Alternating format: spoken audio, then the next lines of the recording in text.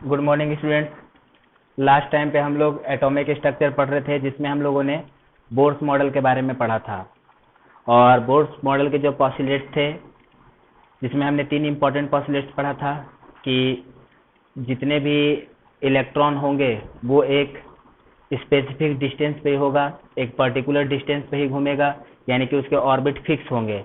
कितने भी डिस्टेंस पे वो न्यूक्लियस के साथ रिवॉल्व नहीं कर सकता इलेक्ट्रॉन, यानी कि एक फिक्स ऑर्बिट में ही इलेक्ट्रॉन मूव करेगा, है ना। और दूसरा क्या पढ़ा था कि ये जो ऑर्बिट है इसको स्टेशनरी ऑर्बिट कहेंगे। स्टेशनरी ऑर्बिट क्यों कहेंगे? क्योंकि जब इसमें इलेक्ट्रॉन रिवॉल्व करता है तो एनर्जी रेडिएट नहीं करता है। हालांकि जो कि क्या था, इलेक्ट्रोमैग्नेटिक जो अपना थ्योरी है मैक्सवेल का, उसके अगेंस्ट में था ये। बाद में जिसको पता चला जब क्वांटम फिजिक्स आया तो इस चीज़ को रिजेक्ट किया गया। ठीक, उसके बाद फिर और क्या पढ़ा था हमने कि स्पेक्ट्रम के बारे में क्या बोला था नील्स बोर ने, कि जब एक ऑर्बिट से हायर ऑर्बिट से लोअर ऑर्बिट में इलेक्ट्रॉन जंप करता है तो वहां से फोटोन रिलीज होता है, जिसका एनर्जी किसके बराबर होता है? दोनों ऑर्बिट के एनर्जी के डिफरेंस के बराबर, है ना। And only those orbits are possible in which angular momentum is equal to ns/2π। ये हमने बोर्स का पॉस्टुलेट पढ़ा था। और इसी पॉस्टुलेट से रिलेटेड हम लोगों ने हाइड्रोजन एटम का, बोर ने जो अपना मॉडल दिया था, जो पॉस्टुलेट दिए थे, वो हाइड्रोजन एटम के लिए दिया। तो उस हाइड्रोजन एटम में हम लोगों ने उसके अकॉर्डिंग किसी भी nth ऑर्बिट का रेडियस, nth ऑर्बिट में स्पीड कितना होगा इलेक्ट्रॉन का, ये निकाल लिया था। और nth ऑर्बिट में इलेक्ट्रॉन का एनर्जी कितना होगा ये फाइंड कर लिया था। तो ये किसके लिए था? For hydrogen atom, for hydrogen atom के लिए अपने पास हम लोगों ने इस तरीके से डिफाइन किया था। तो इसमें सबसे ज़्यादा इंपॉर्टेंट अपने पास कौन सा बात था कि ये जो हम लोग ऐसे डिराइव करेंगे तो इसके डेरिवेशन में जो रेडियस है Rn, this is n square epsilon naught square pi m e square. तो यानी कि जो Rn है, किसी भी ऑर्बिट में अगर इलेक्ट्रॉन रहेगा तो ये सब तो फिक्स ही रहेगा, केवल n वेरी करेगा। फर्स्ट ऑर्बिट में है तो n1 हो जाएगा, सेकेंड ऑर्बिट में है तो n2 हो जाएगा, उसका सेकेंड ऑर्बिट का रेडियस निकल जाएगा। थर्ड ऑर्बिट का निकालना है तो n इक्वल टू 3 पुट करेंगे, रेडियस निकालेंगे। तो बाकी ये सब तो फिक्स ही रहना है। तो हम लोगों ने क्या देखा था कि Rn इज प्रोपोर्शनल टू कितना था? n square. हमने ये फाइंड कर लिया था। ठीक, उसके बाद वेलोसिटी के बारे में क्या देखा था कि ये आया 1/n e स्क्वायर 1/n, यानी कि अलग अलग ऑर्बिट में आएगा तो यहाँ से हम लोग वेलोसिटी निकाल सकते हैं। अगर फर्स्ट ऑर्बिट में वेलोसिटी निकालना है तो n इक्वल टू 1 पुट कर देंगे। सेकेंड ऑर्बिट में वेलोसिटी निकालना है तो हम लोग क्या पुट करेंगे? n इक्वल टू 2 पुट कर देंगे। और यहाँ से हमारे पास एक रिलेशन ये आया था कि जो Vn प्रोपोर्शनल है वो किसका आएगा? 1/n के। और यहाँ से फिर हम लोगों ने एनर्जी भी डिफाइन कर लिया था, एनर्जी इसके प्रोपोर्शनल आया था। अब किसी भी ऑर्बिट में एनर्जी निकालना है तो केवल n का वैल्यू चेंज होगा, बाकी सब क्या रहेगा? फिक्स ही रहेगा, है ना। ये सब तो कांस्टेंट ही है। फर्स्ट ऑर्बिट में रहेगा तो n को 1 लिख देंगे, सेकेंड ऑर्बिट में रहेगा तो n को 2 लिख देंगे, और यहाँ से निकालते जाएंगे। तो हम लोगों ने और क्या फाइंड करा था? En is proportional to 1/n square. ये अपने पास इंपॉर्टेंट है, ठीक है। अब ये तो हाइड्रोजन एटम का था। तो यहाँ पे जरा हम लोग इसका क्या करते हैं, वैल्यू देख लेते हैं। तो अगर यहाँ से अगर हम लोग अगर n इज इक्वल टू 1 लिख देंगे, अगर n इक्वल टू हम 1 ले लेते हैं तो यहाँ से R1 कितना हो जाएगा? That is equal to 1 square into epsilon naught h square pi m e square, that is R1, यानी कि 1 का 1 ही रहने देते हैं ना ऐसे। That is R1 equal to इतना आ जाएगा।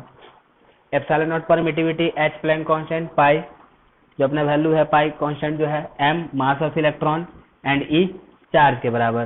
तो जब हम लोग इसका वैल्यू पुट करते हैं epsilon naught h square pi m e square, जब हम लोग इसका वैल्यू पुट करेंगे तो इसका वैल्यू अप्रोक्सीमेटली आ जाएगा 0.529 एंगस्ट्रम।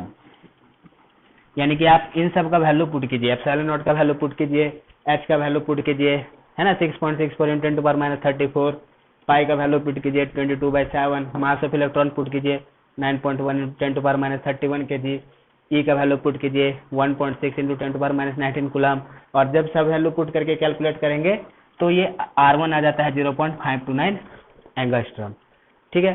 तो जब R1 यहाँ से इतना आ जाएगा तो देयरफॉर हम लोग Rn कितना लिखेंगे? अब Rn लिखेंगे n स्क्वायर इंटू कितना? R1 directly. क्यों? जब हमने ये तो वैल्यू R1 के बराबर है ना, तो R1 बराबर इतना हो जाएगा n स्क्वायर R1, तो अपने पास जरूरत है। और R1 किसके बराबर है? 0.529 एंगस्ट्रॉम के बराबर है। उसी तरीके से V1 कितना आ जाएगा? n का वैल्यू 1 लिख देंगे तो कितना आ जाएगा? ये आ जाएगा E स्क्वायर अपॉन कितना? 2 एप्सिलॉन नॉट h, ठीक, epsilon naught h Planck constant.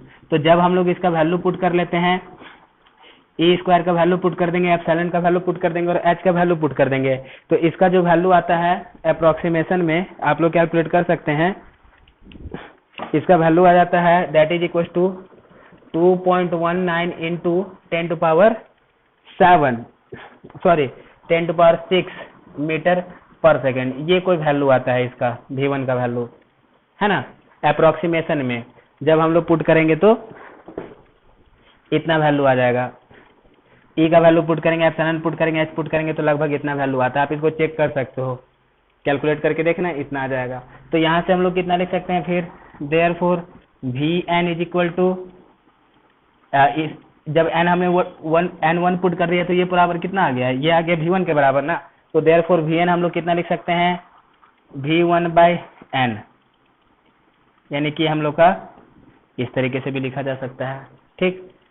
और जब हम लोग एनर्जी की बात करेंगे En, तो हम E1 निकाल लेते हैं। जब n पुट कर देंगे, n1 पुट कर देंगे तो हम लोग को एनर्जी निकल जाएगा फर्स्ट ऑर्बिट में। तो फर्स्ट ऑर्बिट में जो एनर्जी निकलेगा वो कितना निकलेगा? देखिए, n1 पुट करेंगे तो -me⁴ 8 epsilon naught square h square, यानी ये आ जाएगा। और जब तुम इन सब का वैल्यू पुट करोगे तो ये अप्रोक्सीमेटली 13.6 इलेक्ट्रॉन वोल्ट आता है ना। मास पुट करो, इलेक्ट्रॉन का चार्ज पुट करो, ये सब कैलकुलेट करेंगे तो ये अप्रोक्सीमेटली आ जाएगा -13.6 इलेक्ट्रॉन वोल्ट। इलेक्ट्रॉन वोल्ट भी एक एनर्जी है, मैंने बताया था कि इलेक्ट्रॉन वोल्ट एक एनर्जी है। 1 electron volt is equal to कितना? 1.6 इंटू 10⁻19 जूल होता है ना। तो इसका लगभग -13.6 इलेक्ट्रॉन वोल्ट ही आता है। ओके, तो यहाँ से हम लोग देयरफॉर अब किसी भी ऑर्बिट में हम लोग को एनर्जी निकालना है तो En कितना लिखेंगे? En is equal to E1 upon, ये तो E1 है ना, E1 अपॉन कितना? n square. देखिए E माइनस में ऑलरेडी है, यानी हम लोग ऐसे लिख सकते हैं En is equal to E1/n square. और हम लोग ऐसे भी लिख सकते हैं En is equal to -13.6/n square electron volt. ऐसे भी किसी ऑर्बिट में एनर्जी लिखा जा सकता है। तो ये आपको देखो, ये वैल्यू भले याद रहे या ना रहे तुमको, 0.529 या फिर ये याद रहे या ना रहे, आपको बस इतना याद रखना है कि किस तरीके से प्रोपोर्शनल में है। ये इस तरीके से प्रोपोर्शनल में है, ठीक है। एक चीज तुमको यहाँ पे ध्यान देना है कि यहाँ से ये सब हमने जो Rn, Vn और En एनर्जी निकाला है, ये सब कहाँ से आया था? ये सब के पीछे हमारे पास था अपने पास दो मेन मैथमेटिकल कैलकुलेशन था। कौन कौन सा मैथमेटिकल कैलकुलेशन था? जो फोर्स बराबर था, जो रिक्वायर्ड फोर्स आता था यहाँ पे, एक जो अपने पास न्यूक्लियस है और इलेक्ट्रॉन है, इन दोनों के बीच में जो इलेक्ट्रोस्टैटिक फोर्स आता था वही रिक्वायर्ड सेंटीमीटर प्रोवाइड करता था। और वो इलेक्ट्रोस्टैटिक फोर्स कितना होता था बताओ? 1/4 एप्सिलॉन नॉट, लेकिन इसके पास भी चार्ज, इसके पास भी चार्ज, E स्क्वायर अपॉन कितना? ये R स्क्वायर। इसी को हम लोग कितना लिखते थे? mv²/r, अगर इसका वेलोसिटी v है तो और रेडियस r है तो। ये एक रिलेशन आता था। दूसरा रिलेशन कितना था? mvr is equal to nh/2π। ये था mvn/rn, है ना, rn vn। तो ये अपने पास मैथमेटिकल कैलकुलेशन था, तो वहां से हम लोगों ने इस तरीके से फाइंड करके निकाला था। और एक चीज जरा ध्यान दीजिए कि यहाँ पे जो हम लोग फोर्स निकाल रहे हैं वो फोर्स क्या है? इनवर्स स्क्वायर लॉ को फॉलो कर रहा है। यानी कि यहाँ पे जो फोर्स चल रहा था इलेक्ट्रॉन के बीच में और न्यूक्लियस के बीच में, वो इनवर्स स्क्वायर लॉ से चल रहा है, ठीक है। तो इनवर्स स्क्वायर लॉ के हिसाब से चल रहा है, तो हमने ऐसा कैलकुलेट कर दिया। लेकिन क्या करते हैं, कभी कभी जो क्वेश्चन आता है ना, जेई में जो कभी कभी क्वेश्चन आएगा, वहां पे आपको क्या करेगा कि फोर्स डिफरेंट दे देगा। वहां पे बोल देगा कि भाई इलेक्ट्रॉन और न्यूक्लियस के बीच में फोर्स कुछ ऐसे लिख रहा है, मान लो KR लग रहा है, फोर्स कुछ ऐसा लग रहा है। तो अब वहां पे आप रेडियस बताइए, एनर्जी बताइए, है ना, वेलोसिटी बताइए, ये सब बताइए। तो जब इस तरीके से कुछ अलग से फोर्स डिफाइन कर दिया गया, तो अब ये सब काम नहीं करेगा, आपको फिर से शुरुआत से स्टार्ट करना पड़ेगा। जैसे कि हम लोगों ने इन सब चीजों को फाइंड करने के लिए कैसे शुरू से स्टार्ट किया था? फोर्स को सेंट्रीपिटल फोर्स रखा और सेंट्रीपिटल फोर्स रखा और ये इक्वेशन था mvrn nh/2 पाई। इन दोनों को सॉल्व करके r निकाल लिया, v निकाल लिया, उसके बाद काइनेटिक एनर्जी निकाल लिया, पोटेंशियल एनर्जी निकाल लिया, है ना। और फिर हम लोग ये फॉर्मूला निकाल लिए। लेकिन क्वेश्चन में बहुत बार ऐसा करता है कि वो आपको क्या करेगा, फोर्स चेंज कर देगा। बाय डिफॉल्ट जो हम लोग फोर्स लेते हैं वो हम लोग ऐसे कूलम्स लॉ के अकॉर्डिंग फोर्स लेते हैं, लेकिन कई बार क्या करेगा, क्वेश्चन में फोर्स चेंज कर देगा, बोल देगा कि फोर्स ऐसा है तो अब इसका वेलोसिटी बताइए, nth ऑर्बिट का रेडियस बताइए, कुछ ऐसा। तो आपको शुरू से स्टार्ट करना पड़ेगा। अब ये जो mv²/r है उसको किससे इक्वेट करना पड़ेगा, इससे इक्वेट करना पड़ेगा। और ये mvr nh/2 पाई रहेगा ही, है ना। फिर सॉल्व करके अलग वेलोसिटी आएगा, अलग एनर्जी आएगा। ये बात ध्यान में रखने का, हमेशा ऐसे आंख बंद करके डायरेक्ट ऐसा मत लिख देना, देख लेना कि क्वेश्चन क्या कह रहा है। हाँ, अगर फोर्स वगैरह के बारे में कुछ डिस्कस ही नहीं किया है तो बाय डिफॉल्ट हम लोग क्या करेंगे, यही वाला फोर्स लेकर के चलेंगे, कूलम्स लॉ का फोर्स, और उसके अकॉर्डिंग ही कैलकुलेट करेंगे तो ये अपने पास फिक्स वैल्यू आएगा। ठीक है, ये एक इंपॉर्टेंट बात है इसमें क्वेश्चन सॉल्व करने के टाइम पे। एक और इसमें दूसरा बात क्या है कि ये जो हमने कैलकुलेशन किया है रेडियस का, वेलोसिटी का, en का, ये हाइड्रोजन के लिए है। और नील्स बोर ने भी जो अपना पोस्टुलेट दिया था वो हाइड्रोजन के लिए ही दिया था। हाइड्रोजन में क्या खासियत है कि इसके पास एक ही इलेक्ट्रॉन होता है ना। तो जो नील्स बोर का पोस्टुलेट है उसको अदर एटम्स पे भी अप्लाई कर सकते हैं, but only hydrogen like atoms. Other atom मतलब only for hydrogen like atom के लिए अप्लाई कर सकते हैं, बाकी और किसी मल्टी इलेक्ट्रॉन पे अप्लाई नहीं होगा नील्स बोर का। नील्स बोर का केवल ऐसे एटम पे अप्लाई होगा इसके पोस्टुलेट्स जिसमें ओनली एंड ओनली 1 इलेक्ट्रॉन है, और जिसमें ओनली 1 एंड 1 इलेक्ट्रॉन है उसको हाइड्रोजन लाइक एटम कहेंगे। ये पहले मैंने आपको बताया भी था। तो हाइड्रोजन लाइक एटम में क्या होगा, ओनली 1 इलेक्ट्रॉन होगा। तो एक एग्जाम्पल देख लेते हैं हम लोग कि हाइड्रोजन लाइक एटम में ओनली 1 इलेक्ट्रॉन है। तो यहां से एक अपने पास सबसे सीधा एग्जाम्पल आता है हीलियम प्लस प्लस, है ना, He प्लस प्लस। तो हीलियम प्लस ओनली। तो हीलियम प्लस यानी कि हीलियम में ऐसे क्या होता है, दो प्रोटॉन होता है और 2 इलेक्ट्रॉन होता है। एक आयोनाइज कर दिया तो क्या हो गया, एक ही इलेक्ट्रॉन बचा, तो ये हाइड्रोजन लाइक हो गया। लिथियम प्लस प्लस, लिथियम में 3 इलेक्ट्रॉन होता है ना, और 2 इलेक्ट्रॉन हट गया यानी कि आयोनाइज कर दिया तो कितना बच गया, 1 इलेक्ट्रॉन बचा। ये इसके तरह है। तो जब हाइड्रोजन लाइक एलिमेंट पे, फॉर हाइड्रोजन लाइक एलिमेंट, जब हम लोग एटम, जब हम लोग इस चीज को अप्लाई करेंगे, नील्स बोर के पोस्टुलेट्स को अप्लाई करेंगे, तो बाकी जो रेडियस, वेलोसिटी और एनर्जी, ये सब क्या आएगा, ये सब इसी के जैसा आएगा, बस एक थोड़ा सा डिफरेंस होगा। क्या डिफरेंस होगा कि इस इक्वेशन में जहां जहां पे E² है वहां पे Z² से रिप्लेस कर दो, जिसमें Z क्या होगा, जिसमें Z होगा एटॉमिक नंबर ऑफ एटम, जो एटम का एटॉमिक नंबर है। जैसे कि फॉर एग्जांपल अगर हम लोग He+ लेते हैं तो He+ क्या है, हाइड्रोजन लाइक एटम है। तो हाइड्रोजन लाइक एटम है तो हाइड्रोजन लाइक इसका एटॉमिक नंबर कितना है, 2 है। लिथियम प्लस प्लस है तो लिथियम प्लस प्लस का एटॉमिक नंबर कितना है, ये Z है, 3 है। तो जब हम लोग हीलियम प्लस के लिए नील्स बोर के अकॉर्डिंग रेडियस निकालेंगे, वेलोसिटी निकालेंगे, एनर्जी निकालेंगे, तो क्या करना है, जहां जहां पे भी इक्वेशन में E² है वहां पे Ze² से रिप्लेस कर दो। तो He+ के लिए Rn, या फिर इन सब के लिए हाइड्रोजन लाइक के लिए कितना हो जाएगा, Rn = जहां पे E² है उसको Ze² से रिप्लेस कीजिए। तो कैसा आ जाएगा, Rn = n²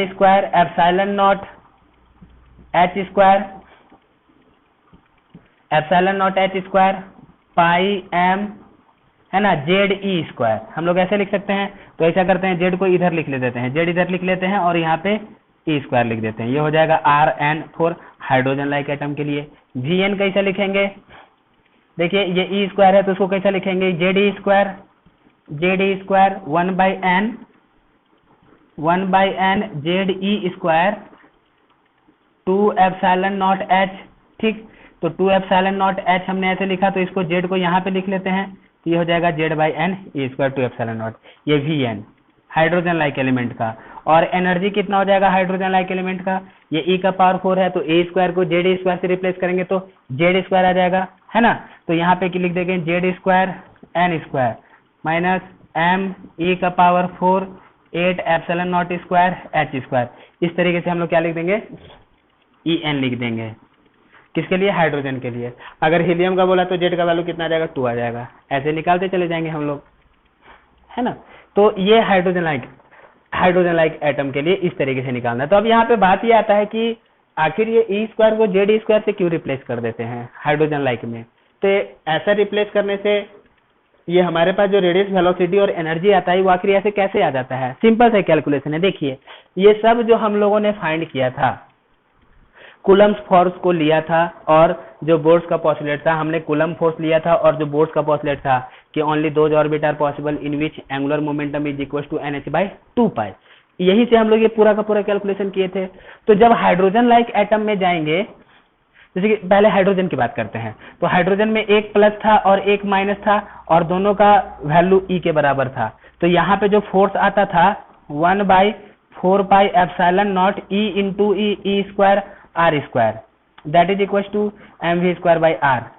ठीक, यानी कि ई स्क्वायर का स्टार्टिंग यहीं से हुआ था, इन फोर्स से ही स्टार्ट हुआ था। लेकिन जब हाइड्रोजन लाइक एलिमेंट ले लेंगे, जैसे कि हाइड्रोजन लाइक एलिमेंट ले लेंगे तो यहाँ पे कितना हो जाएगा, जैसे कि सपोज कीजिए कि ये हीलियम है तो यहाँ पे एक चार्ज तो नहीं रहेगा न्यूक्लियस में, एक इलेक्ट्रॉन रहेगा हाइड्रोजन लाइक के लिए। लेकिन He जब प्लस कर रहे हैं तो इलेक्ट्रॉन एक ही है लेकिन प्रोटॉन तो यहाँ पे 2 है।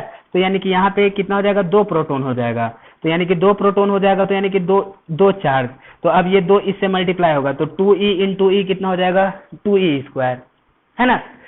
अब सपोज करो कि लिथियम प्लस प्लस आ गया तो यहाँ पे 3 हो जाएगा तो कितना हो जा रहा है, 3e इंटू ई 3e स्क्वायर। तो क्या पता चल रहा है कि जब ऐसे हाइड्रोजन लाइक एटम है तो न्यूक्लियस में जो चार्ज है वो सिंगल चार्ज नहीं है, न्यूक्लियस में चार्ज कितना है, ZE के बराबर है। अभी हाइड्रोजन के लिए केवल यहाँ पे न्यूक्लियस में जो चार्ज था वो केवल E था, तो फोर्स E और E के बीच में लग रहा था, फोर्स E और E के बीच में लग रहा था केवल, ठीक है, हाइड्रोजन में। लेकिन अब हाइड्रोजन लाइक में फोर्स किसके बराबर लगेगा, ZE और E के बीच में लगेगा। तो यहाँ पे जहाँ पे E स्क्वायर आ रहा था उसकी जगह पे हाइड्रोजन लाइक में कितना आ जा रहा है, ZE स्क्वायर आ रहा है। तो इसी वजह से हम लोग इस इक्वेशन में जहां जहां पे E स्क्वायर है उसको ZE स्क्वायर से रिप्लेस करते चले जाएंगे और अपने पास आंसर आते चला जाएगा। ठीक है, तो अब जैसे कि इसमें तुम्हें बस यही याद रखना है कि ये जो अपने पास रिलेशन है कि Rn बराबर n²/z ऐसा ऐसा आता है। अब जैसे कि सपोज करो एक छोटा सा क्वेश्चन कर देते हैं कि compare the radius third radius of lithium plus plus with first radius of helium plus. कि मान लीजिए कि आपको थर्ड रेडियस जो है लिथियम प्लस का, यानी ये भी हाइड्रोजन लाइक एटम है, उसको किससे कंपेयर करना है, first radius of He plus से। तो हम लोग Rn कैसा लिखते हैं, Rn is equal to n²/z into epsilon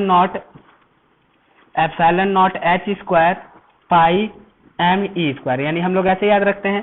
तो आपको इतना याद रखने की जरूरत भी नहीं है, आप डायरेक्ट ऐसे लिखो Rn is proportional to n²/z। ठीक है, ऐसे ही होगा। बाकी तो ये तो हर में क्या रहेगा, कांस्टेंट रहेगा। तो अब यहां से हम लोग क्या रिलेशन लिख सकते हैं, लिथियम प्लस प्लस का थर्ड का ऑर्बिट, यानी कि R3 किसका, मान लो तो कि हम लिथियम का ले लेते हैं, ये है ना, लिथियम प्लस प्लस का, और R1 किसका लेते हैं, मान लो ये हीलियम प्लस का लेते हैं। जब इन दोनों का रेशियो निकालेंगे तो कितना आ जाएगा, यहीं से ना रेशियो आ जाएगा n²/z, यानी कि ये कितना आता है यहाँ से इस रेशियो, Li प्लस प्लस में लिथियम है, बाकी n कितना है, 3 है। तो कैसे लिखेंगे, 3² अपॉन हीलियम प्लस में पहला निकाल रहे हैं ना, तो कैसे लिखेंगे, पहला ऑर्बिट निकाला जा रहा है तो कैसे निकालेंगे, यहाँ पे 1² कितना है, ये इसका z कितना होता है 2, तो यानी कितना आ जाएगा यहाँ से सॉल्व होकर के, ये 3², ये नीचे से 2, ये 1 इंटू 3 कैंसिल, यानी कितना आ जाएगा 6। तो therefore R3 of Li plus plus is equal to 6 time R1 of कितना He प्लस। तो मतलब क्या पता चल रहा है कि जो लिथियम का थर्ड ऑर्बिट का रेडियस होगा वो क्या होगा, हीलियम के फर्स्ट ऑर्बिट के रेडियस का 6 टाइम्स होगा। ऐसे निकाल लेते हैं हम लोग। तो डायरेक्ट यहाँ से हम लोग को पता चल जाता है कि कैसे कैसे हम लोग को फाइंड करना है। ओके, तो ये अपने पास एक काम का चीज है, केवल कंपैरिजन करके हम लोग निकाल सकते हैं। बाकी जो मैंने आपको वैल्यू बताया कि इसका वैल्यू कितना होता है, इसका वैल्यू कितना होता है और इसका वैल्यू कितना है, इसको याद रखना है। और किस प्रोपोर्शनलिटी में ये वेरी करता है, यानी एनर्जी वेलोसिटी किस तरीके से प्रोपोर्शन में होता है, ये आपको याद रखना है। इतने में अपना क्वेश्चन हो जाएगा।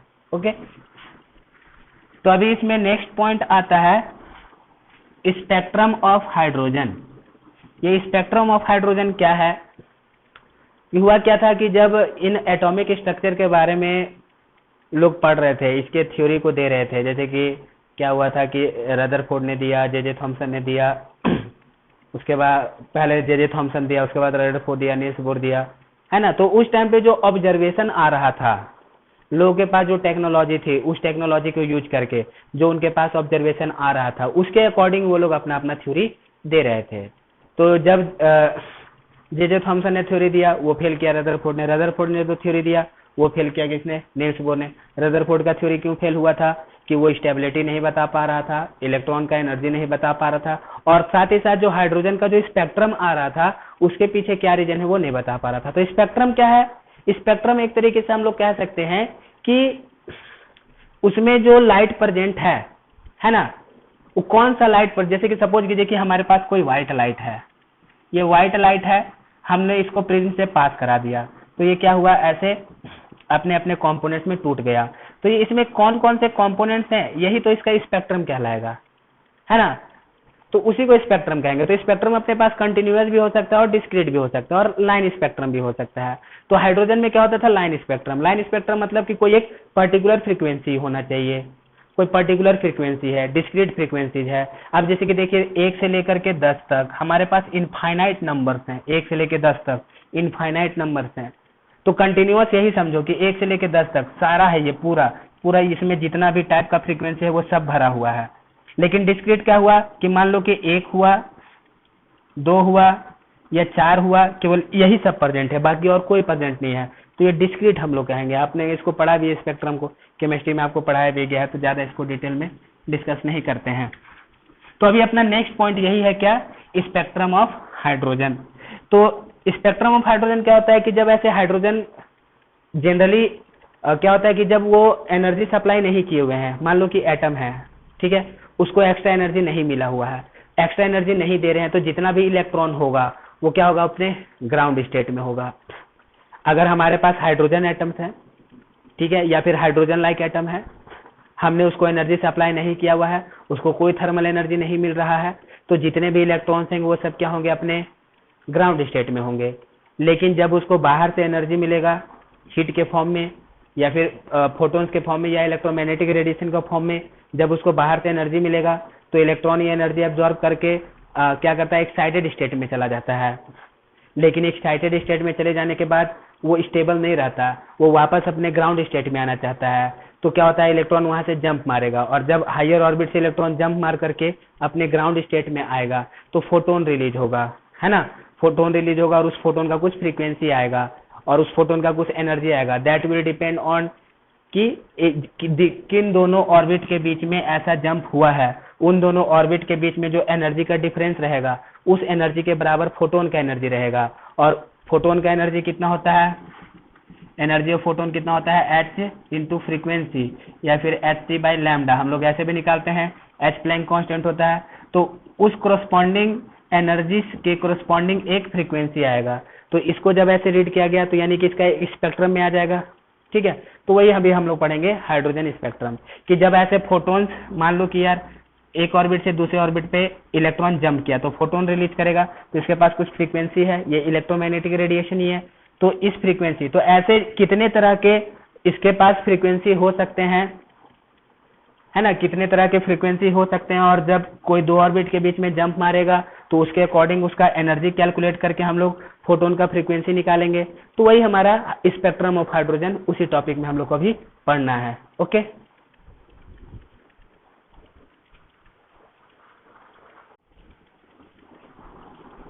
तो अभी हम लोग बात कर रहे थे मिशन स्पेक्ट्रम ऑफ हाइड्रोजन। मतलब कि क्या होगा कि जब हाइड्रोजन एनर्जी नहीं सप्लाई रहेगा। मान लीजिए कोई हाइड्रोजन एटम है, हाइड्रोजन एटम को बाहर से कोई एनर्जी नहीं मिल रहा है, तो जो इलेक्ट्रॉन होंगे वो अपने ग्राउंड स्टेट में होंगे। ग्राउंड स्टेट मतलब क्या, सबसे पहला ऑर्बिट का जो रेडियस है ना। एक तो हाइड्रोजन में एक ही इलेक्ट्रॉन है और वो इलेक्ट्रॉन का ग्राउंड स्टेट कौन सा होगा, फर्स्ट ऑर्बिट वाले में, यानी कि पहला ऑर्बिट जो होगा R1 वही उसका ग्राउंड स्टेट है। लेकिन अगर इसको एनर्जी मिल गया, बाहर से एनर्जी सप्लाई करेंगे। अब बाहर से एनर्जी बहुत सारे तरीके से सप्लाई किया जा सकता है, हीट के फॉर्म में, फोटॉन्स के थ्रू, या फिर इलेक्ट्रोमैग्नेटिक रेडिएशन के फॉर्म में। तो इलेक्ट्रॉन एनर्जी गेन करके ये ग्राउंड स्टेट से एक्साइटेड स्टेट में जा सकता है। मतलब कि अगर फर्स्ट ऑर्बिट में हाइड्रोजन इलेक्ट्रॉन है तो वो ग्राउंड स्टेट में है, और अगर फर्स्ट ऑर्बिट में इलेक्ट्रॉन नहीं है तो वो एक्साइटेड स्टेट में है।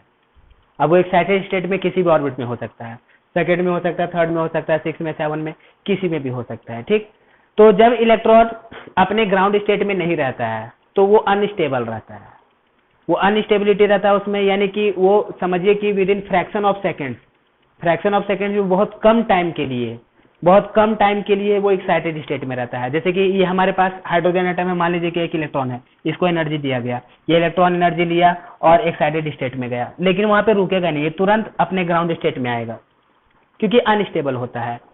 तो जैसे ही ग्राउंड स्टेट में आएगा तो हायर एनर्जी स्टेट से लोअर एनर्जी स्टेट में आया तो ये क्या करेगा, एनर्जी रिलीज करेगा in the form of photons, और वहां से हाइड्रोजन का स्पेक्ट्रम बाहर आएगा।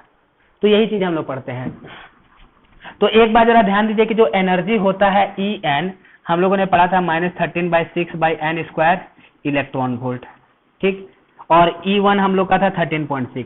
तो अब जैसे देखिए, जैसे जैसे इसके अलग अलग ऑर्बिट में जाएगा, जो अलग अलग ऑर्बिट में है, तो अलग अलग ऑर्बिट में एनर्जी हम लोग यहाँ से कैलकुलेट करके निकाल सकते हैं, ठीक। लेकिन हायर ऑर्बिट में एनर्जी ज्यादा है। कैसे ज्यादा है, अभी देखो कि फर्स्ट ऑर्बिट में एनर्जी है -13.6, सेकेंड में कितना हो गया, -13.6/2², यानी कि उसका वैल्यू क्या रहा है, जैसे कि -13.6 है तो -13/2² ऐसे निकालेंगे, तो यानी -13.6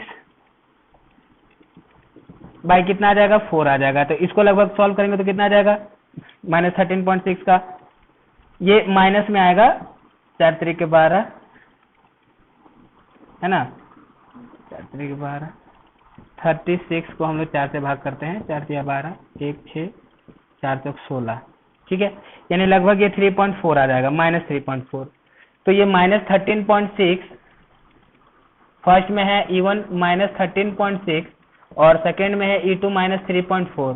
तो ये -3.4 बड़ा है ना, हालांकि माइनस में है, ये प्लस में रहता तो ये बड़ा रहता है और ये छोटा रहता है, लेकिन माइनस में है तो -3.4 बड़ा है। अब जैसे कि देखिए आपके पास -2 है, -10 है, तो -2 बड़ा है ना -10 से।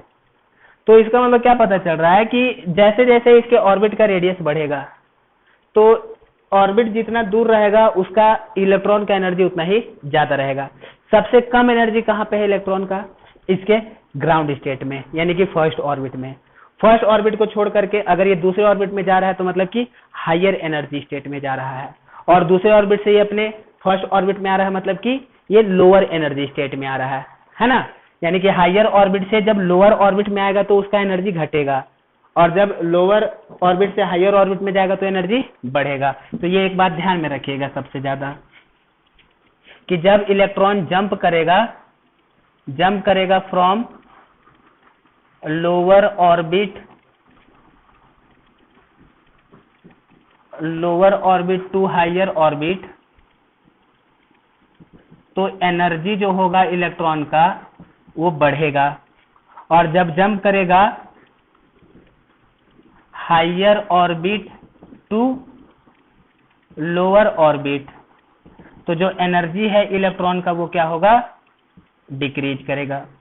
तो बाकी जो एनर्जी जितने से डिक्रीज किया, जो एनर्जी बच गया, यानी कि दो ऑर्बिट के बीच में जो एनर्जी का डिफरेंस होगा वो फोटोन के फॉर्म में बाहर निकल जाएगा और वहीं से स्पेक्ट्रम आता है, ठीक। तो यहाँ पे हमारे पास कुछ ऐसा दिया हुआ है, स्पेक्ट्रम का सीरीज दिया हुआ है कि हम लोग को अगर कैसा कैसा स्पेक्ट्रम मिलेगा, और वो जो स्पेक्ट्रम आएगा उसका नाम दिया हुआ है। तो इसका नाम कैसा दिया हुआ है कि अगर जो ग्राउंड स्टेट पे अगर ट्रांजिशन हो रहा है, कि अगर इलेक्ट्रॉन हायर ऑर्बिट से फर्स्ट ऑर्बिट पे जंप मार रहा है तो वहां से जो फोटॉन्स बाहर निकलेंगे, यानी कि वहां से जो स्पेक्ट्रम बाहर निकलेगा वो सब लाइमन सीरीज का कहलाएगा। मतलब कि लाइमन सीरीज में क्या होगा, लाइमन सीरीज में इलेक्ट्रॉन हायर एनर्जी स्टेट से सीधा ग्राउंड एनर्जी स्टेट में जंप मार रहा है। मतलब कि if the transition is to the first orbit, if the transition of electron is from higher orbit to first orbit, अगर फर्स्ट ऑर्बिट में ट्रांजिशन हो रहा है हायर ऑर्बिट से, तो वो लाइमन सीरीज वाला स्पेक्ट्रम कहलाएगा। और अगर ट्रांजिशन हायर ऑर्बिट से सेकेंड में हो रहा है तो वो बाल्मर सीरीज वाला स्पेक्ट्रम कहलाएगा। उसी तरीके से अगर ट्रांजिशन हायर ऑर्बिट से थर्ड ऑर्बिट में हो रहा है तो वहां से जो स्पेक्ट्रम होगा वो पहचन सीरीज में जाएगा। एंड इसी तरीके से हायर ऑर्बिट से अगर फोर्थ ऑर्बिट में जा रहा है तो जो स्पेक्ट्रम आएगा वो ब्रैकेट सीरीज कहलाएगा। और हायर ऑर्बिट से अगर फिफ्थ ऑर्बिट में ट्रांजिशन हो रहा है तो वहां से जो स्पेक्ट्रम बाहर आएगा उसको हम लोग पी फंड कहेंगे। इसके आगे और भी होता है हॉफमैन वगैरह, लेकिन अपने को यही तक जरूरत पड़ता है एग्जाम में। अभी जो भी अपना सिलेबस में है इतने में काम हो जाता है। तो ये Lyman series, Balmer series, Paschen, Brackett और पी फंड सीरीज, ये क्या है, ये स्पेक्ट्रम का नाम दिया हुआ है कि if the transition of electron is from higher orbit to first orbit, then the spectrum in that transition comes under Lyman series. And if the transition of electron is from higher orbit to second orbit, then the spectrum in that transition comes under Balmer series. तो ये बात आपको ध्यान में रखना है कि Lyman series, Balmer series, Paschen series है क्या। तो लाइमन सीरीज में क्या होता है, क्या हो रहा है कि इलेक्ट्रॉन सीधा ग्राउंड पे ट्रांजिशन कर रहा है। बाल्मर में क्या हो रहा है कि इलेक्ट्रॉन सीधा सेकंड पे कर रहा है, हायर से सीधा सेकंड पे, 7 से सीधा 2 पे आएगा, नहीं तो 6 पे है तो 6 से सीधा 2 पे आया, अगर 4 से सीधा 2 पे आया तो वो सब किस में जाएगा, बाल्मर में जाएगा। तो लाइमन सीरीज का जो लाइमन सीरीज में जो स्पेक्ट्रम आता है ये रहता है, इसमें ये अल्ट्रावायलेट सीरीज में आता है। ओके, लाइमन सीरीज जो होगा ये अल्ट्रावायलेट रीजन में, मतलब कि यहां से जो फ्रीक्वेंसीज बाहर निकलेगा, यहां से जो ट्रांजिशन होगा और जो फ्रीक्वेंसी बाहर निकलेगा वो अल्ट्रावायलेट रीजन में फ्रीक्वेंसी निकलेगा, है ना, ये अल्ट्रावायलेट रीजन में निकलता है, ये अल्ट्रावायलेट रहेगा रेज, ऐसे लिख देंगे हम लोग अल्ट्रावायलेट में। और ये बाल्मर सीरीज में जो भी ट्रांजिशन होगा, मतलब कि जो भी स्पेक्ट्रम बाल्मर सीरीज में आ रहे हैं वो सब विजिबल में होगा, विजिबल रीजन आएगा ये सब, है ना। यानी कि जो हम लोग को विजिबल क्या है, रेड, वायलेट से लेकर के रेड तक, तो वो विजिबल में होगा। मतलब कि अगर ट्रांजिशन बाल्मर सीरीज में हो रहा है तो हम लोग देख सकते हैं, अगर बाल्मर में नहीं हो रहा तो बाकी हम लोग नहीं देख सकते हैं। क्यों, क्योंकि लेमन तो हो रहा है अल्ट्रावायलेट में, ये विजिबल में, और पास्टन, ब्रैकेट और पी फंड ये किस में होगा, ये इंफ्रारेड में होता है। ये तीनों किस में होगा, इंफ्रारेड रीजन में होगा ये। तो जैसे इसमें क्वेश्चन आ जाता है कि एक इलेक्ट्रॉन है वो फिफ्थ ऑर्बिट से जंप मार करके लोअर एनर्जी स्टेट में गया है, विच, और जिसका जो फ्रीक्वेंसी आ रहा है, and the spectrum of that transition is in Balmer series. तो इसका मतलब क्या समझ जाने का कि सेकेंड ऑर्बिट के रेडियस पे वो जंप मार करके आया है।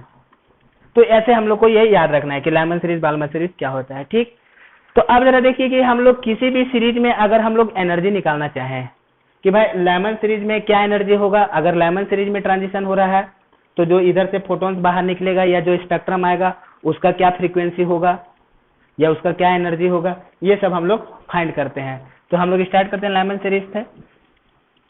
यानी कि लाइमन सीरीज में जो ग्राउंड स्टेट में एनर्जी आ रहा है, ठीक है, तो यानी कि for Lyman series, for Lyman series, Lyman series के लिए जो एनर्जी ऑफ फोटोन होगा, एनर्जी ऑफ फोटोन क्या होगा, that is equal to higher orbit minus कितना, फर्स्ट ऑर्बिट। हायर ऑर्बिट से फर्स्ट ऑर्बिट में ये जंप करेगा, यही ना, यही एनर्जी ऑफ फोटोन हो जाएगा। यानी कि for Lyman series energy of photon is from nth orbit to कितना, फर्स्ट ऑर्बिट। जैसे हम लोग निकालते हैं कि मान लो nth ऑर्बिट से mth ऑर्बिट आया, यानी कि जब इलेक्ट्रॉन जंप कर रहा है, यानी कि when electron jump from nth orbit to mth orbit मान लेते हैं, जिसमें n हायर है, ये m है, तो फोटोन का एनर्जी कितना आएगा? तो जब nth से m पे आया तो इन दोनों के बीच में जो एनर्जी का डिफरेंस रहेगा वही फोटोन का एनर्जी आ जाएगा। तो यानी एनर्जी ऑफ फोटोन कितना आ जाएगा यार? Energy in nth minus energy in m, ऐसे हम लोग निकालेंगे। En माइनस कितना? Em directly. तो En माइनस Em हम लोग कितना लिखेंगे बताइए? ये En माइनस Em अगर लिखा जाए तो ये हो जाएगा कितना? -13.6 by n square minus 13.6 by कितना? m square. ठीक है, En से Em, तो कितना वैल्यू आ जाएगा? यहाँ से हम लोग 13.6 कॉमन ले लेते हैं, 13.6 कॉमन ले लेंगे। एक बार यहाँ पे एक स्टेप और कर लेते हैं, इधर से आ जाएगा 13.6 by m square minus 13.6 by n square. तो अगर हम लोग 13.6 अगर हम लोग बाहर ले लेंगे, 13.6 बाहर ले लिया तो कितना बच गया? 1 by m square minus 1 by कितना? n square electron volt. यानी कि इलेक्ट्रॉन जब nth ऑर्बिट से mth ऑर्बिट पे जंप करेगा और मान लेते हैं कि n ग्रेटर देन m है, तो जो फोटोन आएगा उसका कितना एनर्जी आ जाएगा? इतना एनर्जी आ जाएगा 13.6 1 by m square minus 1 by. और ये एनर्जी किस फॉर्म में हमने इलेक्ट्रॉन वोल्ट में लिखा है, और यह एनर्जी किसका होगा? फोटोन का एनर्जी होगा। तो अब लाइमन सीरीज के लिए क्या होना चाहिए? लाइमन सीरीज के लिए जो भी फोटोन का एनर्जी आएगा वो कहाँ से आएगा? nth ऑर्बिट से फर्स्ट ऑर्बिट के लिए। तो En माइनस E1 लिखेंगे डायरेक्टली। तो En माइनस E1 लिखेंगे तो यहाँ पे जो m है वो m कितना हो जाएगा? 1 हो जाएगा। तो यानी कि कितना आ जाएगा energy of photon? Energy of photon आ जाएगा दैट इज 13.6। यहाँ पे En से E1 नहीं, यानी m हमने कितना ले लिया? 1 ले लिया। तो m 1 ले लिया तो कितना? 1 बाई 1 स्क्वायर माइनस कितना? 1 बाई n स्क्वायर। हम लोग ऐसे लिख देंगे।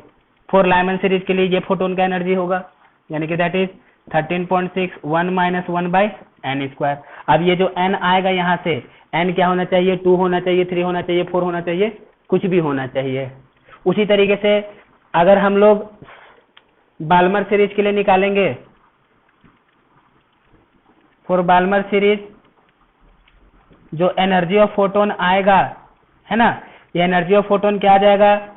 En माइनस E2, यानी किसी nth ऑर्बिट से सेकेंड ऑर्बिट में। और यहाँ पे जो n होना चाहिए वो क्या होना चाहिए? 2 से बड़ा, यानी 3 4 5 ऐसा होना चाहिए। तो इसका वैल्यू कितना आ जाएगा? 13.6 1 बाई m के जगह पे कितना आ जाएगा? 2 आ जाएगा ना, यानी 2 square minus 1 by n square. ये बाल्मर के लिए। इसी तरीके से हम लोग पास्टन का भी निकाल देंगे, है ना। पास्टन का कितना हो जाएगा? 4 पास्टन सीरीज के लिए हम लोग एनर्जी कितना लिख देंगे बोलिए? 13.6 इलेक्ट्रॉन वोल्ट में एनर्जी है। m कितना हो जाएगा? थर्ड आ रहा है ना, थर्ड में ना जंप करना चाहिए, यानी कि यहाँ पे m 3 हो जाएगा। तो यानी कितना लिखेंगे? 1 बाई 3 स्क्वायर माइनस 1 बाई कितना? n square electron volt. ये हो जाएगा पास्टन सीरीज का एनर्जी फोटोन का। अब अलग अलग ऑर्बिट से जंप करेगा तो फोटोन का एनर्जी अलग अलग आएगा। ओके, तो इतना बात ध्यान में रखने का। तो ऐसे हम लोग फोटोन का एनर्जी निकालते हैं। तो हमारे पास एक क्या आ गया? यहाँ पे एक जनरल रिलेशन लिख देते हैं, यानी कि जनरल रिलेशन अपने पास क्या आया? If electron jump from nth orbit to mth orbit, है ना। मान लिया कि n ग्रेटर देन क्या है? m है। देन एनर्जी ऑफ फोटोन कितना होगा? This is equal to En minus Em, यानी कि that is minus 13.6 by n square minus 13.6 by m square. और ये सब किसमें? इलेक्ट्रॉन वोल्ट में, पूरा का पूरा। यानी कि that is 13.6 m square minus 13.6 n square, यानी कि 13.6 कॉमन ले लिया, 1 by m square minus 1 by n square electron volt. This is the energy of photon. तो अब एनर्जी ऑफ फोटोन हमारे पास ये आ गया। तो फॉर लाइमन सीरीज के लिए m हम लोग 1 ले लेंगे, बाल्मर सीरीज के लिए m हम लोग 2 ले लेंगे, पार्शियल के लिए m3 ले लेंगे एंड सो ऑन सॉल्व करते जाएंगे। जब हम लोग लेमन सीरीज लेंगे तो m का वैल्यू 1 लेना है और n का वैल्यू क्या होना चाहिए, ग्रेटर देन 1, 2 होना चाहिए, 3 होना चाहिए। और ये सब इंटीजर ही है, कुछ भी वैल्यू नहीं डाल सकते क्योंकि डिस्क्रीट है ना यहाँ पे ऑर्बिट का रेडियस। तो सेकंड ऑर्बिट, थर्ड ऑर्बिट, तो यहाँ से हम लोग इसको इंटीजर वैल्यू आएगा। तो ये हमारे पास एक जनरल रिलेशन है। अब इसी जनरल रिलेशन में ये तो फोटोन का एनर्जी आ गया ना, तो फ्रीक्वेंसी ऑफ फोटोन कितना हो जाएगा, हम लोग को निकालना है फ्रीक्वेंसी ऑफ फोटोन। तो जब हम लोग फ्रीक्वेंसी ऑफ फोटोन निकालेंगे या वेवलेंथ ऑफ फोटोन निकालते हैं, wavelength of emitted photon, suppose that अगर मान लो हम वेवलेंथ निकालना चाहें तो एनर्जी ऑफ फोटोन हम लोग कितना लिखते रहे, E इक्वल टू लिखते हैं HC, E equal to H into F, ये फोटोन का एनर्जी, या फिर इसी को लिखते हैं HC बाई लैम्डा, जिसमें H और प्लैंक कांस्टेंट है, C स्पीड ऑफ लाइट है। तो देयरफॉर अगर हम लोग को वेवलेंथ निकालना है किसी भी इमिटेड फोटोन का, तो अगर nth ऑर्बिट से mth ऑर्बिट में जो जंप किया है तो वो जो एनर्जी है उसको किससे इक्वेट करा देंगे, HC बाई लैम्डा से। तो जब हम लोग यहाँ से HC बाई लैम्डा कर देंगे तो that is equal to 13.6 1 by m square minus 1 by n square electron volt, इतना आ गया। तो that is 1 by lambda is equal to 13.6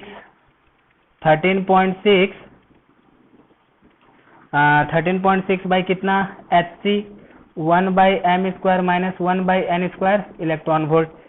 ठीक है, अब जैसे कि देखो ये इलेक्ट्रॉन वोल्ट है, ये HC है, तो यहाँ से जो लैम्डा आएगा, अब ये इलेक्ट्रॉन वोल्ट हम लोग ऐसा नहीं लिखेंगे, है ना, ये इलेक्ट्रॉन वोल्ट नहीं लिखेंगे, यहाँ पे लैम्डा निकालना पड़ेगा।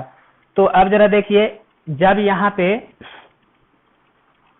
13.6 इलेक्ट्रॉन वोल्ट बाय ऐसा लिखते हैं, यानी कि that is 1 by lambda is equal to 13.6 electron volt by HC 1 by m square minus 1 by n square, इतना आ गया 1 बाय लैम्डा का वैल्यू। तो जरा देखो ये वाला वैल्यू 13.6 इलेक्ट्रॉन वोल्ट HC, ये तो एक कांस्टेंट ही है ना, है कि नहीं, 13.6 इलेक्ट्रॉन वोल्ट लैम्डा। अब जरा देखिए लैम्डा का वैल्यू किस में आएगा, हम लोग मीटर में लेंगे, तो इसका जो भी आंसर आना चाहिए पर मीटर आएगा।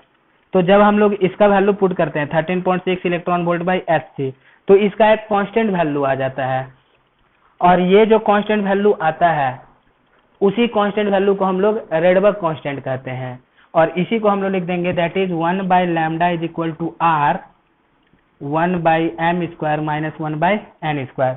और जिसमें R क्या है, R is the Rydberg constant, जिसमें R क्या है, R है रेडबर्ग, RYD, क्या है इसका स्पेलिंग, एक मिनट, इसका स्पेलिंग हम लोग, इसी को हम लोग रेडबर्ग कांस्टेंट कहेंगे।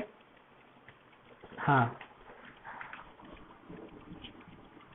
ये रेडबर्ग कांस्टेंट है R का वैल्यू, और इसका जो वैल्यू आता है इसको आपको याद रखने की जरूरत नहीं है, वैसे आप अगर याद रखना भी चाहो तो रख लो, 1.097 इंटू 10⁻7 पर मीटर आ जाएगा इसका वैल्यू रेडबर्ग कांस्टेंट का। ओके, मतलब कि जब हम लोग इसका वैल्यू पुट करेंगे H का, C का, और इसका वैल्यू पुट करेंगे और सॉल्व करेंगे तो ये एक कांस्टेंट आएगा, और वही कांस्टेंट क्या है, रेडबर्ग कांस्टेंट है, जिसको हम लोग क्या करते हैं इस तरीके से 1 बाय लैम्डा हम लोग ऐसे फाइंड कर लेंगे। तो ये किसी भी ट्रांजिशन में हम लोग निकाल सकते हैं कि जब एक ऑर्बिट से दूसरे ऑर्बिट में ट्रांजिशन हो रहा है तो जो फोटोन्स आएगा उसका कितना फ्रीक्वेंसी आएगा या कितना वेवलेंथ आएगा। अगर फ्रीक्वेंसी निकालना होगा तो हम लोग क्या करेंगे, HF को इक्वेट कराएंगे इस चीज से, और अगर वेव लैम्डा निकालना है तो हम लोग इससे इक्वेट कराएंगे। तो लैम्डा निकालने में क्या होता है कि ऑलरेडी ये सब का वैल्यू एक कांस्टेंट के फॉर्म में दिया हुआ है, तो 1 by lambda is equal to Rydberg constant direct हम लोग ऐसे निकाल देते हैं। लेकिन जब आप फ्रीक्वेंसी निकालने जाओगे तो पहले लैम्डा निकाल लो, ज्यादा अच्छा है, क्योंकि पहले जब लैम्डा निकाल लिया तो यहाँ पे तुमको क्या करना पड़ेगा, ये कांस्टेंट तो पहले से पता है, केवल इसको सॉल्व करना पड़ेगा। और जब एक बार लैम्डा निकाल दिया तो वेलोसिटी इज इक्वल टू कितना होता है, फ्रीक्वेंसी इंटू लैम्डा, फिर वहां से हम लोग लैम्डा फाइंड कर लेंगे, तो C को हम लोग लैम्डा से डिवाइड कर देंगे तो अपने को क्या मिल जाएगा, फ्रीक्वेंसी मिल जाएगा। ये ज्यादा अच्छा है कि नहीं, रेडबर्ग कांस्टेंट के थ्रू इसको हम लोग ऐसे सॉल्व कर लेंगे, तो डायरेक्ट कैलकुलेशन होता है यहाँ पे। तो ये हमारे पास वेवलेंथ ऑफ इमिटेड फोटोन आ गया कि किसी में भी हुआ तो। अब जैसे कि यहाँ पे एक छोटा सा क्वेश्चन आता है कि मिनिमम वेवलेंथ क्या होगा या मैक्सिमम वेवलेंथ क्या होगा, कि अगर सपोज कीजिए कि मान लीजिए कि मैंने पूछ दिया कि लेमन सीरीज में ही मिनिमम वेवलेंथ क्या होगा और मैक्सिमम वेवलेंथ क्या होगा, इस चीज को हम लोग फाइंड करते हैं। जैसे कि अगर बोला गया मिनिमम एंड मैक्सिमम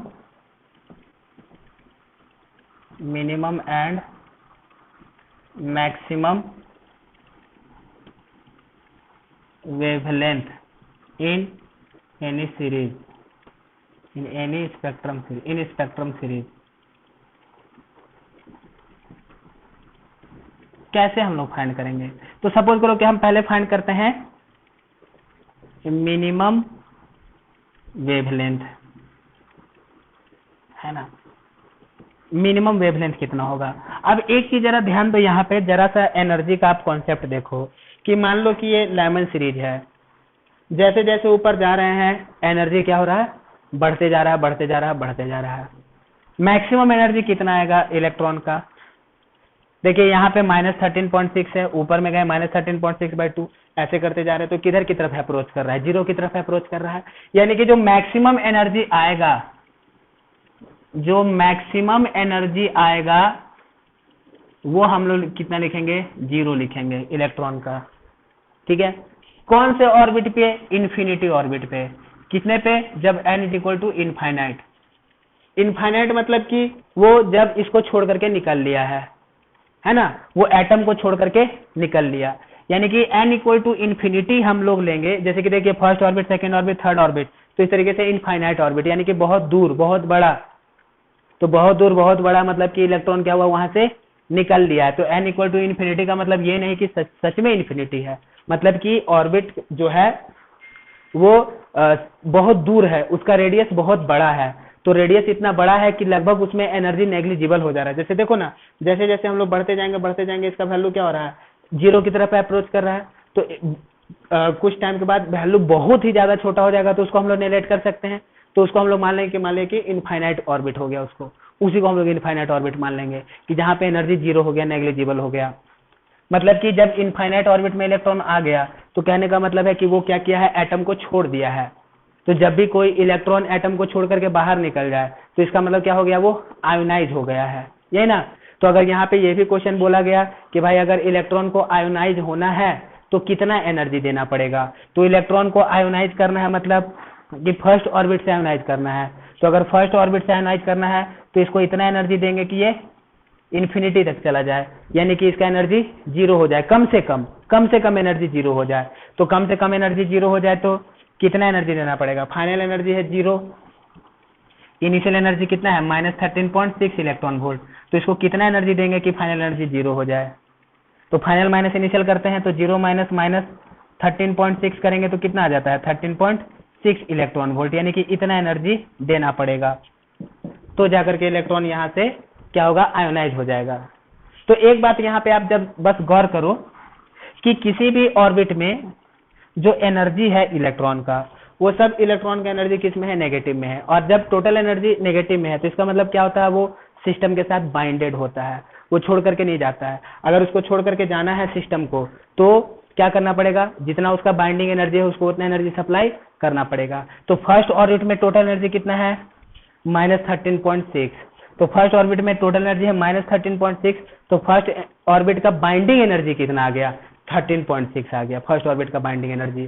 तो इसको कितना एनर्जी देना पड़ेगा छोड़ करके जाने के लिए, यानी आयोनाइज होने के लिए 13.6 इलेक्ट्रॉन वोल्ट देना पड़ेगा। सेकेंड ऑर्बिट में कितना एनर्जी है -13.6, यानी कि -3.4 electron volt, energy -3.4 electron volt है।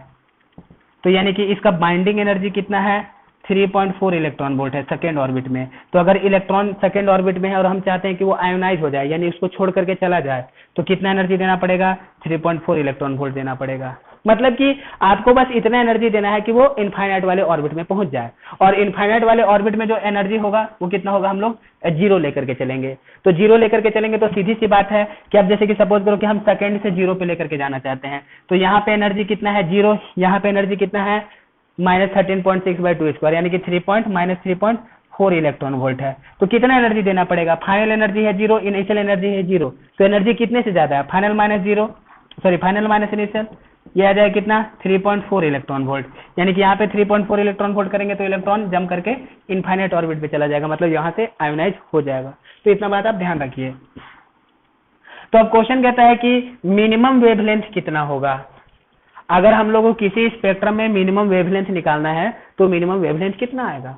तो जरा देखिए, मिनिमम वेवलेंथ जो एनर्जी ऑफ फोटोन होता है, एनर्जी ऑफ फोटोन है, ये क्या होता है hc/λ। अगर वेवलेंथ कम है तो क्या होगा, एनर्जी ज्यादा होगा, और अगर वेवलेंथ बड़ा है तो एनर्जी क्या होगा, कम। जैसे कि पता है कि अगर वेवलेंथ बड़ा होगा तो फ्रीक्वेंसी छोटा होगा, और वेवलेंथ छोटा होगा तो फ्रीक्वेंसी बड़ा होगा, और फ्रीक्वेंसी जितना ज्यादा एनर्जी उतना ज्यादा, ओके, और फ्रीक्वेंसी कम तो एनर्जी कम। तो उल्टा चलता है कि अगर वेवलेंथ ज्यादा तो एनर्जी कम, और वेवलेंथ कम तो एनर्जी ज्यादा। तो उसी हिसाब से बोला कि मिनिमम वेवलेंथ चाहिए, यानी कि मिनिमम वेवलेंथ है तो एनर्जी क्या चाहिए हम लोग को, जो वहां से स्पेक्ट्रम आएगा उसका एनर्जी क्या चाहिए, मैक्सिमम एनर्जी चाहिए। तो एनर्जी मैक्सिमम कब होगा, जब बिल्कुल दूर वाले ऑर्बिट से जंप करेगा, तो यानी कि बिल्कुल दूर वाले ऑर्बिट से जंप करेगा, तो यानी कि जो दूर वाला ऑर्बिट है, यानी हम लोग nth ऑर्बिट पे जंप कर रहा था ना, फ्रॉम nth टू mth ऑर्बिट पे आ रहा था, ठीक। तो अभी हमने निकाला था कि 1/λ is equal to Rydberg constant 1/m² minus कितना 1/n², किसके लिए, फ्रॉम nth ऑर्बिट टू क्या mth ऑर्बिट, कि जब nth ऑर्बिट से mth ऑर्बिट पे आ रहा है तो ये वेवलेंथ होता है। तो अब जरा देखिए कि अगर हम लोग को मिनिमम वेवलेंथ चाहिए, यानी कि एनर्जी मैक्सिमम चाहिए, तो एनर्जी मैक्सिमम कब होगा, जब सबसे दूर से ये जंप करेगा। तो जब दूर से जंप करेगा मतलब कि कहां से जंप करना चाहिए, nth से mth जंप कर रहा है, तो nth ऑर्बिट कौन सा होना चाहिए, इसका nth ऑर्बिट होना चाहिए इन्फिनिटी। तो यानी कि यहाँ पे n कितना हो जाएगा, इन्फिनिटी हो जाएगा। मतलब कि जब इन्फिनिटी से जंप करेगा तो ही ना सबसे ज्यादा एनर्जी मिलेगा फोटोन का, और जब सबसे ज्यादा एनर्जी मिलेगा तो क्या होगा, फ्रीक्वेंसी सबसे बड़ा होगा, और वेवलेंथ क्या होगा, सबसे छोटा होगा। तो यहाँ पे हम लोग n कितना ले लेंगे, इन्फिनिटी ले लेंगे। तो देयरफॉर 1/λ मिनिमम कितना आ जाएगा, मिनिमम ना, that is equal to r 1/m² minus 1/n², यानी n बराबर कितना, इन्फिनिटी ले लिया। तो जब इन्फिनिटी ले लिया तो क्या हो रहा है, ये जीरो हो जाएगा, यानी कि that is 1/λ minimum is equal to कितना, r/m², ठीक। यानी कि ये हो जाएगा किसका, मिनिमम वेवलेंथ, मिनिमम वेवलेंथ। तो अब बोला गया कि सपोज करिए कि आप लाइमन सीरीज का मिनिमम वेवलेंथ बोलिए, तो लाइमन सीरीज में m कितना होता है, 1 होता है, तो हम लोग यहाँ से m वहां पे 1 पुट कर देंगे। बाल्मर सीरीज का मिनिमम बताइए, तो बाल्मर सीरीज का मिनिमम कितना होगा बताइए, m हम लोग कितना लिख देंगे, 2 लिख देंगे। उसी तरीके से पार्शियल सीरीज में n कितना होता है, 3 होता है। nth टू nth ऑर्बिट से mth ऑर्बिट पे आ रहा है, तो nth ऑर्बिट कौन सा चाहिए, मिनिमम वेवलेंथ के लिए nth ऑर्बिट कौन सा चाहिए, इन्फिनिटी वाला। और लेमन सीरीज में mth ऑर्बिट क्या होगा, अब जब इन्फिनिटी पुट कर दिया तो ये 0 हो गया। अब लेमन में पूछा तो mth कितना होगा, 1 होगा। बाल्मर में पूछ दिया तो m क्या होगा, 2 होगा, और वहां से हम लोग ये मिनिमम बताते चले जाएंगे, है ना। और अब जरा सपोज करो कि मैक्सिमम वेवलेंथ पूछा, ठीक है। अब सपोज करो कि यहां पे आया मैक्सिमम वेवलेंथ, तो अगर मैक्सिमम वेवलेंथ बोला गया तो एनर्जी क्या होना चाहिए, एनर्जी होना चाहिए मिनिमम। जब जो फोटोन रिलीज होगा या जो स्पेक्ट्रम बाहर आएगा, अगर उस स्पेक्ट्रम का एनर्जी मिनिमम है तो वेवलेंथ क्या आएगा, मैक्सिमम आएगा। तो मिनिमम एनर्जी कब आएगा, किसी भी स्पेक्ट्रम का मिनिमम एनर्जी कब आएगा, जब 2 एडजेसेंट ऑर्बिट के बीच में ट्रांजिशन हुआ है। तो मतलब कि क्या होना चाहिए, ट्रांजिशन इज बिटवीन क्या, 2 एडजेसेंट ऑर्बिट, यानी कि जब 2 एडजेसेंट ऑर्बिट के बीच में जो ट्रांजिशन, कम से कम ट्रांजिशन 2 एडजेसेंट ऑर्बिट के बीच में होगा ना, तो जब 2 एडजेसेंट ऑर्बिट के बीच में ट्रांजिशन होगा तो वहां पे सबसे मिनिमम एनर्जी निकलेगा, ओके। तो मिनिमम एनर्जी निकलेगा तो वेवलेंथ क्या होगा, मैक्सिमम होगा। तो हमारे पास जो ये इक्वेशन है कि 1/λ is equal to r 1/m² minus 1 क्या n², transition from nth to mth orbit के लिए। तो अगर क्वेश्चन बोला गया कि भैया लेमन सीरीज में मैक्सिमम वेवलेंथ कितना आएगा, तो लेमन सीरीज में मैक्सिमम वेवलेंथ आएगा, इसका मतलब कि एनर्जी मिनिमम आएगा। तो एनर्जी मिनिमम कब आएगा लेमन सीरीज में, जब सेकेंड से फर्स्ट पे जाएगा तो ही। देखिए यही वाला फर्स्ट के लिए, फर्स्ट ऑर्बिट पे इलेक्ट्रॉन का ट्रांजिशन होने के लिए सबसे कम एनर्जी गैप यही है, क्योंकि इधर से भी आ रहा है तो ज्यादा एनर्जी गैप हो जा रहा है। तो एनर्जी गैप ज्यादा हो रहा है तो फोटोन का एनर्जी ज्यादा हो जाएगा, तो क्या होगा, फ्रीक्वेंसी ज्यादा होगा तो वेवलेंथ भी क्या हो, कम होने लगेगा ना। तो सबसे कम एनर्जी किस में है लेमन सीरीज में, सबसे कम एनर्जी है सेकेंड से फर्स्ट में। तो लेमन सीरीज में जो सबसे मैक्सिमम वेवलेंथ आएगा वो किस में आ जाएगा, सेकेंड से फर्स्ट में आ जाएगा, यानी कि n = 2 हो जाएगा और m = कितना हो जाएगा 1, किसके लिए, लाइमन के लिए, मैक्सिमम वेवलेंथ के लिए कंडीशन। उसी तरीके से बाल्मर में क्या हो जाएगा, n हो जाएगा 3, m हो जाएगा 2, और उसी तरीके से पास्टन में क्या हो जाएगा, n हो जाएगा 4, m हो जाएगा 3, और इस तरीके से हम लोग क्या करेंगे, इसका मैक्सिमम वेवलेंथ हम लोग ऐसे निकालते चले जाएंगे। तो इस तरीके से हम लोग इसमें कैलकुलेट करेंगे। तो नेक्स्ट क्लास में हम लोग इससे रिलेटेड कुछ क्वेश्चंस करते हैं।